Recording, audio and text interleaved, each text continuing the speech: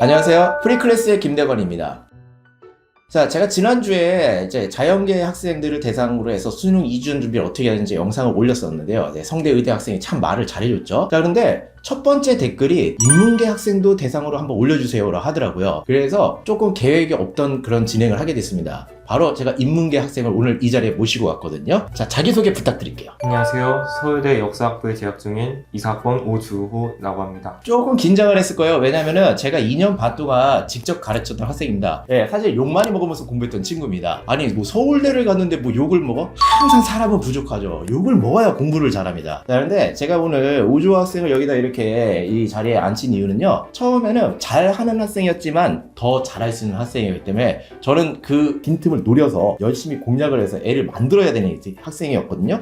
그래서 채찍과 당근을 많이 썼던 학생입니다. 아마 궁금하실 거예요. 어느 정도 성적이었기에 이런 얘기가 나왔을까 얘기를 하는데 1학년 1학기 저희 학원에 아직 오기 전이었거든요.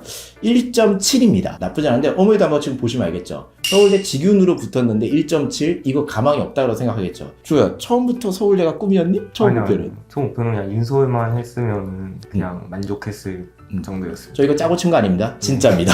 근데 저는 제가 봤을 때는 공부 성향이라 이런 게 괜찮았어요. 단지 바꿔줘야 된다는 걸 알기 때문에 저는 목표를 높게 잡았거든요. 스카이로 목표를 잡고 갔습니다. 자, 그럼 첫 시작은 1.7이었고요. 그런 다음에 이게 계속 올라갑니다. 전교과 내신은요. 자, 1.39로 마감을 하게 됩니다. 그러니까 무지하게 올렸다는 거예요. 자, 내신은 이렇게 많이 올렸습니다. 그런 다음에 수능 성적인데요. 자, 수능 성적은 기억 잘 하지? 수능은 이제 국어 1등급에 수학 3등급, 그리고 영어 1등급, 그리고 탐구 2개가 1등급 이렇게 맞췄습니다. 자, 이렇게 성적이 나왔어요. 작년 입시 결과를 우리가 알아봐야겠지? 한번 작년의 입시 결과를 얘기해 줄래? 저는 일단 서울대는 직윤 했었고요. 나머지 5개 학교는 연세대, 고려대, 서강대, 성균관대, 중앙대를 썼고요. 그리고 그 5개 학교는 다 교과로 썼습니다. 결과는요? 결국 다 합격을 했습니다.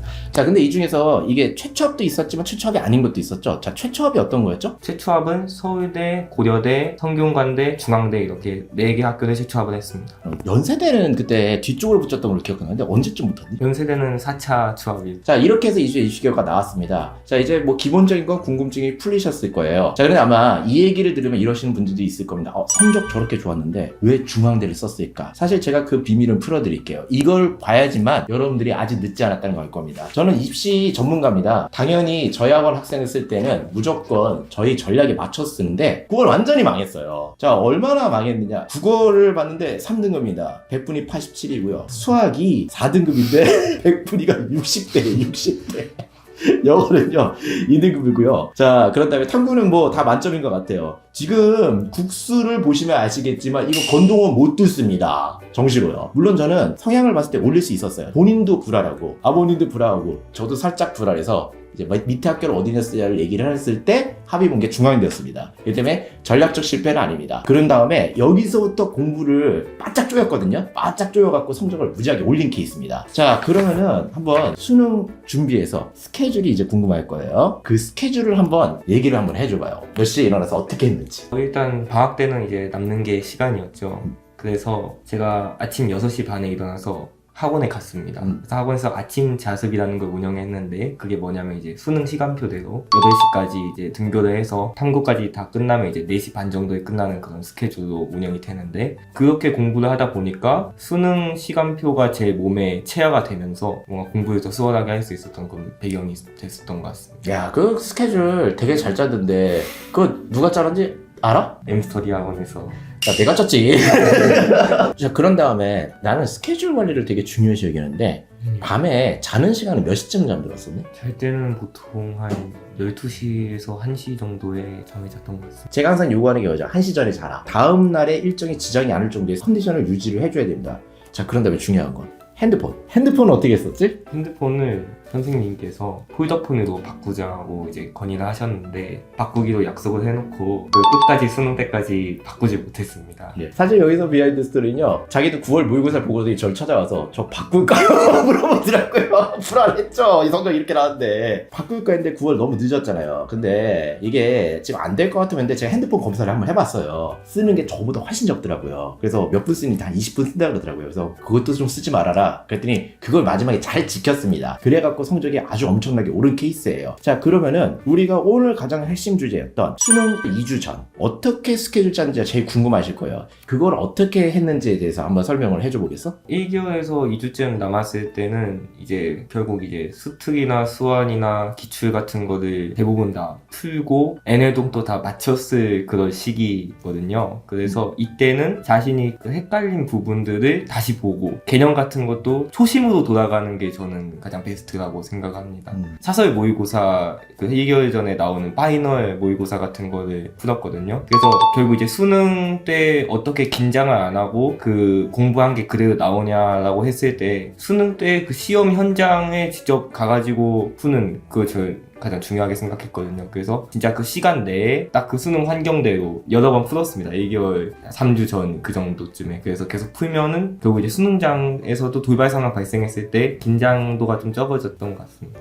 지난주에 왔던 학생 같은 경우에서는요, 영재고 준비도 있었고, 근데 지금 저희 학원은 그런 학생들이 없습니다. 정말 딱 수도권 외곽에서 볼 수 있는 내신형 인간이었었어요, 사실. 그리고 이 영상을 시청하는 후배들도 다 그런 애들이잖아. 내신 1점대인데 수능 점수 안 나와서 항상 고민하는. 근데 저희 같은 경우에서 항상 스케줄을 수능에 맞춰서 짭니다. 그렇기 때문에 그게 체화가 돼서 먹힌 케이스라고 생각을 하면 되겠습니다. 사실 할 얘기는 웬만큼 다 했는데 궁금한 것들이 많으실 거야. 왜 그러냐? 수능 성적 자체는 뭐 나쁘지 않은데 일반고의 특성상 수능 준비가 안 된다는 걸 다 알고 계실 거거든. 뭐 수능 준비 잘 안 됐었지? 시절부터. 처음 성적이 아마 궁금하실 것 같아. 국어가 3등급이고요. 수학도 3등급인데 이거 놀라지 마세요. 이제 영어가 5등급입니다. 저도 사실 놀랐었어요. 아니, 내신 1점대가 무슨 영어 5등급이야? 탐구는 그냥 그럭저럭 쓸만했습니다. 이 상황에서 성적을 사실 엄청 많이 올린 거예요. 131까지 갔으니까요. 자, 그렇기 때문에 단순 2주 전 준비뿐만 아니라 이게 이제 일반고 학생들이 어떻게 하면 올릴 수 있는지에 대해서 궁금할 거거든요. 각 영역별 학습 방법에 대해서 정말 간략하게 한번. 4개 영역이 공통적으로 공부한 방법이 있습니다. 이 수특, 수완, 기출은 꼭 이 4개는 하고 들어가야 된다는 거죠. 다 푼 다음에도 N회독을 또 해야 되는 겁니다. 그러니까 결국은 아무래도 좀 어떻게 보면 무식하죠. 아까도 얘기했지만 양이 좀 있었다 그러는데 그 양을 어느 정도 소화를 하지 못하면은 일단 기본 성적이 안 나옵니다. 그쵸. 자, 그런 다음에 이 각 과목에 대한 커리큘럼을 짰던 거를 고민을 많이 했었니? 아니면 고민을 별로 안 했니? 고민을 별로 안 한 편이죠. 왜냐하면 이제 학원에서 그냥 저 떠먹여주는 대로 그냥 공부를 한 거기 때문에 솔직히 저도 좀 부끄럽지만 학원에서 하라는 대로 다 시키는 대로 문제 풀고 숙제 해오고 그렇게 했습니다. 이게 왜 그러냐면요. 저희는 입시학원이라서 내신 커리큘럼과 수능 커리큘럼을 되게 절묘하게 잘 짭니다. 그런데 애들이 따라오질 않아요. 따라만 와도 되는데. 근데 문제는 어떤 학원 선생님은 어떻게 가르쳐도 대부분의 학생들이 따르질 않는 거예요. 그러면서 이제 자신의 생각과 고집만을 피우죠. 그러면 솔직히 좋은 결과가 안 나옵니다. 주어를 맡았을 때 성향을 알았어요. 아, 시키면 시킨 대로 하는구나. 영어가 빨리 올라간다는 걸 줄 알았어요. 그래서 그때 듣기가 부족했을 때 듣기를 하라 그랬거든요. 혼자서 얼마나 했었는데 듣기? 듣기는 이제 하루에 한 30분 정도 한 편이었어요. 나는 그때 2달을 얘기했었거든. 한 달하고도 한 15일 정도 한 거. 2달 조금 안 됐네. 네. 네, 이 정도는 하게 돼 있습니다. 그런 다음에 이제 기출을 풀고 난 다음에 뭐 다른 이제 문제집을 풀거나 이런 것들이 남잖아. 그랬을 때 해결이 안 되거나 그런 문제들은 어떻게 했습니까? 그런 문제들은 일단 이제 풀이를 보면서 이게 왜 이런 건지 이해가 될 때까지 풀이를 계속 보는 거죠. 사실 한 문제만 계속 주구장창 보고 있으면 에너지와 시간이 다 날아가요. 그러면서 스트레스 받아. 이유를 아무리 봐도 모르겠어요. 자, 그랬을 때는 일단 저는 별표를 쳤거든요. 주호, 너는 어떻게 뭐 표시를 남겼니? 저는 이제 세모 표시라는 거. 세모 표시? 네, 세모 표시를 남겨놓고 다시 봅니다. 중상위권 학생들부터는 그 짓을 잘 안 해요. 중상위권 학생부터는 귀찮으니까 넘어가거나 아니면 안 되면은 그냥 짜증만 냅니다. 그런데 그걸 나중에 시간이 좀 지나다 다시 한번 또 새로운 각도에서 볼 때가 있기 때문에 그런 식으로 공부를 했었어야 됩니다. 자, 그런 다음에 이제 내신 성적도 많이 올랐다 그러는데 내신 준비 방법에 대해서 잠깐만 간략하게 혹시 성적 올린 비결을 한번 얘기해 줄 수 있겠어? 내신을 하는 방법은 일단 각 교과서마다 이 교과서 출판사가 다르잖아요. 그 출판사에 내는 평가 문제집을 일단 풀었습니다. 그런 다음에 또 학원의 커리큘럼을 또 따라가는 방식으로 하고. 요즘 애들이 학원 의존도가 이렇게 강합니다. 뭐 저희 학원 홍보하는 게 아니라요. 예. 그리고 또 이제 수업 시간에 또 선생님의 말씀을 듣는 것도 저는 매우 중요하게 생각했어요. 이거 아주 중요해요.